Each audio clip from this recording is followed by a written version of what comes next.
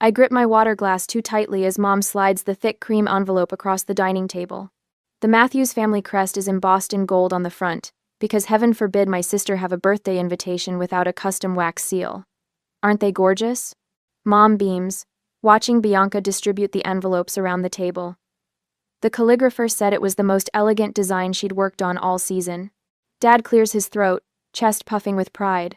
I secured the grand ballroom at the country club. Had to call in a favor with Jim Harrison, but for my princess turning 30, nothing but the best. Bianca squeals, flipping her perfect blonde hair over one shoulder. I've already got 150 people confirmed, and that's before sending these out. The Wilsons' daughter had 120 at her 30th, and everyone said it was the event of the year. She smirks. Until mine. I take a sip of water, letting the ice clink against my teeth. 10 years of these conversations. 10 years of watching Bianca's birthday turn into a national holiday while mine passes with a grocery store cake if I'm lucky.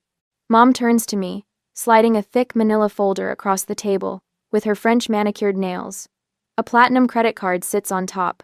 We need you to handle everything again this year, dear. You're so good with details. The way she says it like she's bestowing a great honor instead of unpaid labor. I stare at the folder. Inside are magazine clippings, Pinterest printouts, and vendor contacts. The same folder I've received since I was 16, each year growing thicker with demands. Make sure they have that champagne fountain like the Wilsons had. Bianca interrupts, not bothering to look up from her phone. But bigger, and with the good champagne, not that cheap stuff. Dad taps the credit card. And put down the deposits with this. We'll reimburse you. Eventually. He chuckles like it's a joke we both enjoy. My fingers close around the folder. They're trembling, but no one notices. No one ever notices. I see myself at 17, canceling my sleepover to address Bianca's 21st birthday invitations. I see myself at 21, missing my own dinner reservation because Bianca's DJ canceled last minute and someone needed to find a replacement. I see myself at 24, watching my bank account drain as I covered the $4,000 flower bill that Dad promised to pay back next week. Still waiting on that reimbursement. I see my own birthdays exactly 2 weeks after Bianca's passing, in a blur of leftover decorations and distracted well wishes. We're all partied out. Mom always says, let's just do something small. Small means forgotten. Small means an afterthought text message at 9 p.m. Small means nothing at all. Kendall? Did you hear me? Mom waves her hand in front of my face. I said we need the deposits placed by Friday. Yes, I say automatically. I heard you. Later that day, in my apartment, I spread the contents of the folder across my kitchen counter. The theme is glitz and glamour because old Hollywood was too basic, according to Bianca's latest text. The budget started at $4,000 and has somehow ballooned to $6,000. My laptop sits open to my bank account. $3,207.42. My entire savings, built dollar by dollar from my administrative assistant salary. I've never celebrated a birthday properly. Not once in 26 years. My phone buzzes. Rachel, did they rope you into party planning again? My fingers hover over the keyboard. Something shifts inside me, like tectonic plates that have been grinding against each other for years, finally breaking free. Not this time. I have a different plan. I close Bianca's folder and open my laptop to a new tab. Florida Beach Rentals. Another tab. Flight prices to Destin. Another. Swimming with Dolphins experience. My phone rings again. Bianca's face flashes on the screen, the professional headshot she made everyone use as her contact photo. I silence it and turn the phone face down. I create a new folder on my desktop labeled My Birthday. Inside, I save screenshots of beachfront houses with wide decks and ocean views, places where I could watch the sunrise with a mimosa in hand. Places where no one would ask me to make a single phone call or place a single deposit. My phone lights up again. And again. And again. I ignore it as I click Book Now on a blue bungalow with floor-to-ceiling windows and 5-star reviews. 2 weeks in paradise, spanning my 26th birthday. For the first time in years, I smile at the thought of a birthday, my birthday, and I feel something unfamiliar bloom in my chest as I enter my credit card information. It's not guilt. It's not fear. It's freedom. The next day, at the office, my phone buzzes for the 12th time this morning. I know it's either Mom or Bianca without looking. The constant vibration against my desk has become so distracting that Janet from accounting has started giving me sympathetic glances over her cubicle wall. "Kendall, your phone's having a seizure again." My boss Mark comments as he passes my desk. He pauses, noticing my tight expression. "Family stuff again?" I nod, flipping the phone over to see 15 new text messages. Mom wants to increase the head count to 175. Bianca has changed her mind on the theme from glitz and glamour to diamond elegance, whatever that means. Sorry, I'll put it on silent. I slide the phone into my drawer, but Mark's hand on my shoulder stops me. "Take 10 minutes, if you need to sort it out. Your quarterly reports are always early anyway." The moment he walks away, my phone lights up with Mom's face. I step into the break room and answer. "Kendall, darling, I've been texting you all morning," Mom says without preamble. "I need you to call the caterer immediately. We're adding 25 more guests, and Bianca wants those little lobster puffs she had at the Johnsons' anniversary." "Mom, we've already signed contracts. Adding 25 people will cost." "Money isn't the issue, dear. This is Bianca's special day." The kitchen door swings open, and Janet enters, then quickly backs out when she sees my face. I lower my voice. "The budget was already at 6,000. Who's covering the extra costs?" "Well, you can put it on that card we gave you. Your father will settle everything after." "Like last time?" The words slip out before I can stop them. Kendall Elizabeth Matthews. I don't appreciate that tone. "Oh, I almost forgot to tell you I'll be stopping by your office around lunch. I have some fabric swatches for the table linens." Before I can protest, she hangs up. I grip the edge of the counter, breathing slowly through my nose. I checked my bank account on my phone after I booked the birthday vacation. The amount that won't increase until payday next week. After the lunch break, and meeting with my mother, as she came by the office, when I returned to my desk, a wave of heat flushed up my neck. I slip away to the restroom, locking myself in a stall as my hands shake. That night, at home, I pull out old family photo albums from my closet. Page after page of Bianca's elaborate celebrations, her sweet 16 with a rented ballroom, her 21st with a hired band, her 25th with a weekend getaway for her and 20 friends. I flip through my childhood journal, the entries becoming a painful pattern. The 18th of April, STU, 2015. My 16th birthday today. Family went to Bianca's volleyball tournament. Mom said we'd celebrate next weekend but forgot. The 18th of April, 2016. No one remembered again. Dad gave me $20 when I mentioned it at dinner. The 18th of April, 2017. Rachel brought cupcakes to school. At least someone remembered. I slam the journal shut and reach for my phone, texting Rachel. "Remember that Florida trip we talked about? I have booked it for my birthday. For real this time. I've had enough." Her response comes immediately. "Finally! It's about time you did something for yourself. I'm in." For the first time in days, I smile. 2 hours and half a bottle of wine later, Rachel sits cross-legged on my living room floor, laptop balanced on her knees. "So you're really going to do this?" She gestures at my screen where the Blue Beach bungalow reservation confirmation glows. "Just disappear for your birthday and let Bianca's party crash and burn?" I nod, pulling up fake vendor contracts I've been creating all evening. I've already sent emails to my parents confirming everything's on track. They trust me completely to handle it all. God, they have no idea who they're dealing with. Rachel lifts her wine glass in a toast to the real birthday girl. The next morning at work, Michael from accounting leans against my cubicle. "Got a minute?" I follow him to the break room where he pulls out his phone.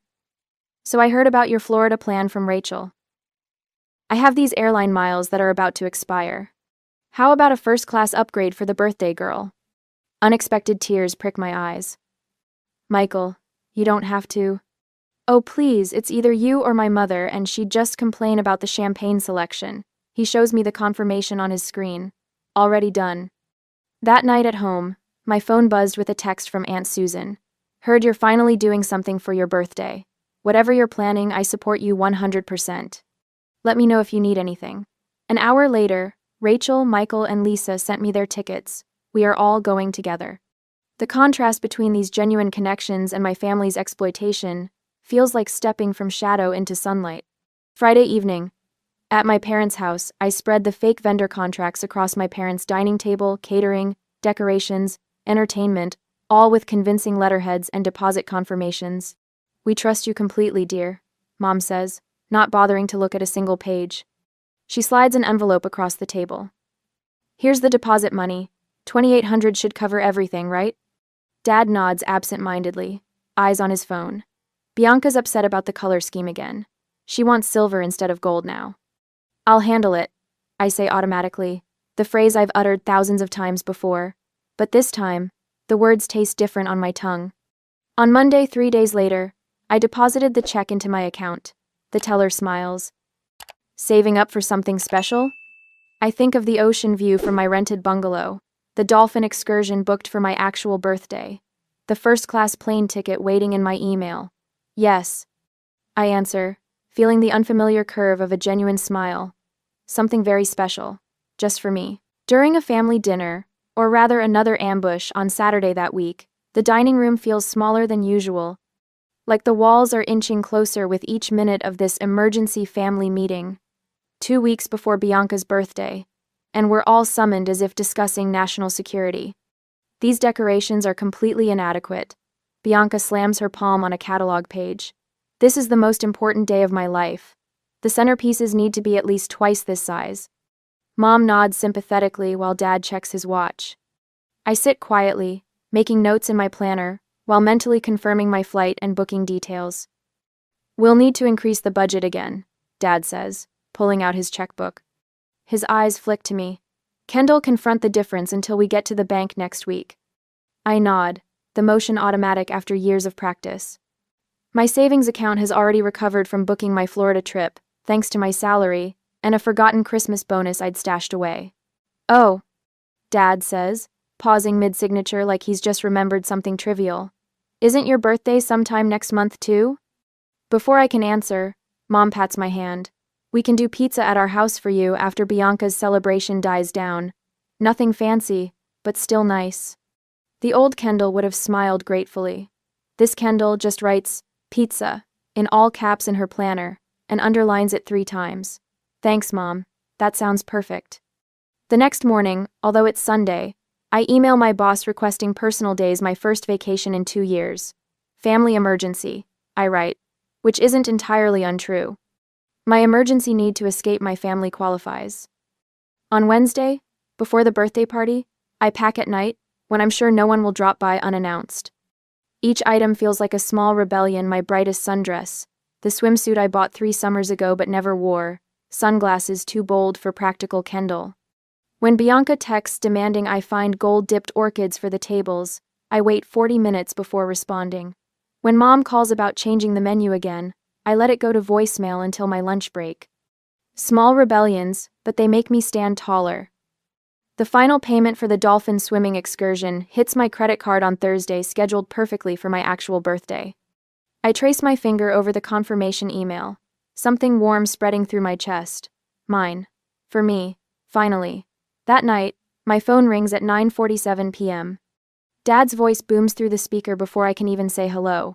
"Emergency family meeting, now. Bianca's having a crisis." I arrive to find Bianca pacing the living room, mascara streaking down her cheeks. 15 more people RSVP'd, yes, today. 15. Where will they sit? What will they eat? The seating chart is ruined. Mom rushes to her side with tissues while Dad turns to me, expectation heavy in his gaze. "This is what you do best, dear," Mom says. "Fix it." 3 faces stare at me. Bianca's desperate. Mom's pleading. Dad's demanding. The old Kendall would have already grabbed her laptop, already started calling vendors, already solving the problem. I take a deep breath and meet their eyes one by one. "Everything is under control. Trust me."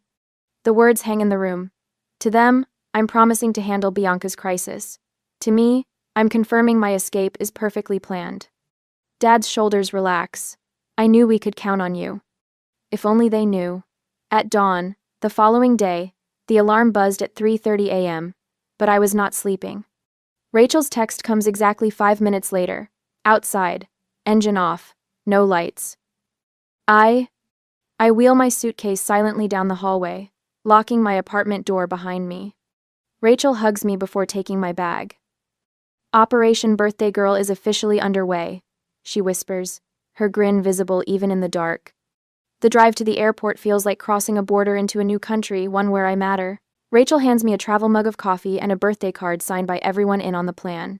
At check-in, the attendant smiles. "You've been upgraded to first class, Miss Matthews." I turn to Rachel and squeeze her hand. She smiles and nods back. Aunt Susan's text arrives as I wait to board. "Package delivered to rental house. Happy early birthday, sweetheart. So proud of you." The group chat with my friends buzzes with excitement. Weather forecast. Perfect. Dinner reservations confirmed. Cake ordered your favorite. When my row is called, I stand tall, boarding pass firm in my hand. As the plane doors close, I switch my phone to airplane mode, the notification count of missed calls from my family disappearing. Relief washes over me like cool water. Later that day, I step into sunshine so bright it makes me squint with Rachel. The rental car takes me along coastal roads until I pull up to a pale blue house with wide windows facing the ocean. As my friends also came with me, Rachel, Michael, and my college roommate Lisa are now on the porch, holding a banner that reads, "Happy Birthday, Kendall." The sight of it, my name in bright letters, makes my throat tight. Inside, tasteful decorations catch the sunlight. Nothing like the gaudy, excessive preparations for Bianca. Just simple, beautiful touches that show someone thought about what I would like. Rachel hands me a champagne flute. "To Kendall," she says, raising her glass, finally celebrating the birthday girl who deserves it. We clink glasses, and I look around at these people who traveled here just for me, who took days off work, who spent their money and time to make me feel special. "I need to change my voicemail," I say suddenly, pulling out my phone. They watch as I record. "Hi, you've reached Kendall. I'm unavailable until further notice. Please leave a message." Unavailable. The word tastes like freedom. That evening, I walk alone on the beach as the sun sinks toward the horizon. The water rushes over my feet, then retreats, again and again. Like the years I've spent giving and retreating, giving and retreating. For the first time, I let myself feel the pain of being overlooked. Tears come hot and fast, drops of salt water joining the vast ocean before me. Footsteps approach from behind. My friends surround me, Rachel holding a chocolate cupcake with a single candle flickering in the breeze, an early celebration. "Make a wish," Lisa says softly. I close my eyes. I wish to never disappear again. The candle goes out. I open my eyes to find them all smiling at me. "I think this is the first time I've felt special on my birthday," I whisper. Michael pulls out his phone for a group selfie, the sunset painting us in gold. "Caption?" he asks, thumb hovering over the screen. I smile, feeling lighter than I have in years. Best birthday I've never had. On Bianca's birthday that Saturday, the grand ballroom of Westlake Country Club stands empty at 6:15 p.m. No twinkling fairy lights, no champagne fountain, no centerpieces with fresh roses. Just bare tables and undecorated walls. The venue manager glances at his watch, shrugging at the waitstaff who hover near the kitchen doors. At 6:27, the first guests arrive in cocktail attire. They wander through the unlocked doors, voices echoing in the cavernous space. "Is this the Matthews party?" A woman in a sequined gown asks the confused server. "No setup has been scheduled for today," he replies, checking his clipboard. "We have nothing on the calendar." By 6:45, the parking lot fills with luxury cars and confused attendees. Small clusters form as guests check their invitations, confirming the date and time. At exactly 7 o'clock, Bianca makes her entrance through the double doors. Her custom-made gold gown catches the fluorescent overhead lights as her expression transforms from regal anticipation to horror. "Where is everything?" Her voice rises sharply. "Where are the decorations? The bar? The DJ?" She spins toward our parents, who stand frozen just inside the doorway. Mom fumbles for her phone, frantically dialing the venue manager's number. "There must be some mistake," she says, voice trembling as the manager approaches. "We booked weeks ago. My daughter handled all the arrangements." "I'm sorry, Mrs. Matthews," he says, reviewing his tablet. "We have no record of any reservation for tonight. Nothing has been booked, and no deposits were placed. .com. Dad steps forward, reaching for his wallet. "There's been a misunderstanding. I can pay now whatever premium necessary." The manager's expression remains professionally sympathetic. "Sir, we're fully booked tomorrow with a wedding." We have no staff scheduled tonight, no catering prepared, and the decorating crew isn't here. There's nothing available. As in it, mind, Dio. Outside in the parking lot, Bianca screams into her phone. Kendall, answer your damn phone. What have you done? Her mascara runs in black rivulets down her flushed cheeks. She stabs at the screen again and again, each call going straight to voicemail.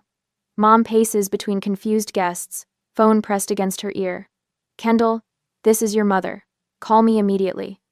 Your sister's party is. There's been some kind of, just call me back. Her voice cracks as she hangs up and immediately redials. Maybe she had an accident. Dad suggests, loosening his tie as sweat beads on his forehead. Should we call the hospitals? I posted the invitations on my story last week, Bianca wails as friends awkwardly pat her shoulder. Everyone will know my birthday was ruined. Mom gathers herself, addressing the growing crowd. We're moving the celebration to our home. Please follow us there. But guests are already drifting toward their cars, making excuses about babysitters and early morning commitments. By 8:30, Bianca sits on our parents' couch scrolling through her phone, sobbing afresh. Marissa already posted about the birthday disaster. It's all over Instagram. During that time, in Florida, I stretch out on a massage table as gentle hands work the knots from my shoulders. Ocean waves provide the soundtrack through open windows, and I haven't touched my phone in hours. Best birthday gift ever, I murmur as the masseuse works on a particularly tight spot between my shoulder blades. In the beach house kitchen, Rachel screens my messages, fielding the 20th call from my mother. Still, no answer. She tells Michael and Jen, who arrange a birthday breakfast tray with fresh fruit and mimosas. Should we show her any of these? Michael asks, holding up my phone as it buzzes again. Rachel shakes her head. Not yet. This vacation is for her only. Days later, when my actual birthday comes, at sunrise with my friends, I pose with my mimosa against the brilliant orange sky, salt spray in my hair and genuine joy on my face. Rachel captures the moment perfectly. Caption? She asks, showing me the photo. I think for a moment. 26 years later, finally celebrating ME. Hashtag my birthday my way. Within an hour, notifications flood my account. Coworkers, high school friends, and distant relatives leave comments. You go, girl. About time. Wait, isn't this when your sister's big party was supposed to be? Looking happier than I've ever seen you. Aunt Susan's comment appears prominently. So proud of you for finally putting yourself first, sweetheart. Happy birthday. Later that day, after we swam with dolphins, I switched to Bianca's profile to find a stream of sympathetic messages beneath her tearful selfie, captioned, "Worst birthday ever." Her responses reveal the truth. My selfish sister abandoned her responsibilities, and she deliberately sabotaged everything after we trusted her. By evening, I check my phone again. The notification banner shows 60 missed calls, 120 text messages, and countless social media alerts. My friends watch nervously as I scroll through the first few vicious texts from my family. Ready for birthday cake? Jen asks, sliding a small chocolate cake toward me with a single glowing candle. Michael snaps the photo, me smiling behind the flickering light, ocean sunset in the background. Caption for this one? Rachel asks. I look at the image, at the genuine happiness in my eyes. Just worth the wait. As I post it, a message notification pops up from Kelly, a girl I haven't spoken to since high school. I always wondered why your family treated you differently. Good for you, Kendall. I turn off my phone and slide it into a drawer. Let's go swimming, I suggest, rising from the table. The weight of decades lifts from my shoulders as we race toward the moonlit waves. Whatever storm awaits me back home can wait. Tonight belongs to me. The day I returned from my birthday trip, my phone buzzed to life as the plane touched down, notifications flooding in like a digital tsunami. 3 voicemails from Dad, 7 texts from Mom, and an email from Bianca with a subject line in all caps. I take a deep breath before listening to the first message. You've destroyed this family. Dad's voice trembles with rage. Come home immediately to fix this. Mom's text cuts deeper. How could you embarrass us like this? Everyone is talking. The email from Bianca contains a paragraph of accusations ending with, "You ruined the most important day of my life. I'll never forgive you." 3. Only Aunt Susan's message offers any comfort. They're planning an ambush when you get home. Stay strong, sweetheart. You did what you needed to do. In the airport bathroom, I stare at my reflection, while Rachel's voice plays through my speakerphone. Remember why you did this. You deserve to be celebrated too. I matter too, I whisper to the mirror, shoulders squared. No more invisible daughter. I practice the words again, louder this time. An older woman at the sink beside me nods approvingly. An hour later, my Uber driver glances at me in the rearview mirror as we approach my apartment building. Whatever you're heading into, you look ready for it. I clutch my beach tote tighter. I hope so. The key turns in my lock, but the door opens before I can push it. They're already inside. Mom sits ramrod straight on my sofa. Dad paces by the window, and Bianca occupies my reading chair, eyes puffy and mascara smudged. How could you be so selfish and childish? Mom launches her attack before I've fully entered. Her voice pitches higher with each word.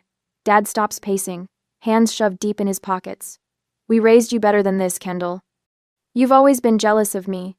Bianca's voice breaks on a theatrical sob. I set my bag down slowly, deliberately closing the door behind me. They expect me to crumple, to apologize, to beg forgiveness. I remain standing while they sit. I've been planning my sister's birthdays since I was 15. I begin, my voice steadier than I expected. I've canceled my own plans, used my savings, and spent countless hours making sure Bianca's special days were perfect. Mom opens her mouth, but I hold up my hand. I'm not finished. The words come out sharper than I intended. I pull out my phone and open my calendar app. Here are the last 11 years of our birthdays. See these highlighted dates? Those are Bianca's celebrations. Notice anything about the dates 2 weeks later? My birthdays? I turn the screen toward them. No highlights. No events. Nothing. Dad shifts uncomfortably. That's hardly the point. I've never had a birthday party. My voice doesn't waver. Not once in 26 years. This vacation with my friends was the first time anyone has ever celebrated with me. I pull out a folder organized, just like the one they've handed me for years. Here's a list of expenses I've covered for Bianca's parties. $6,000 in the last 3 years alone. Money I was promised would be reimbursed. The silence stretches between us, thick and uncomfortable. Birthdays aren't important at your age anyway, Mom finally says, waving her hand dismissively. Dad's face hardens. After all we've done for you, this is how you repay us?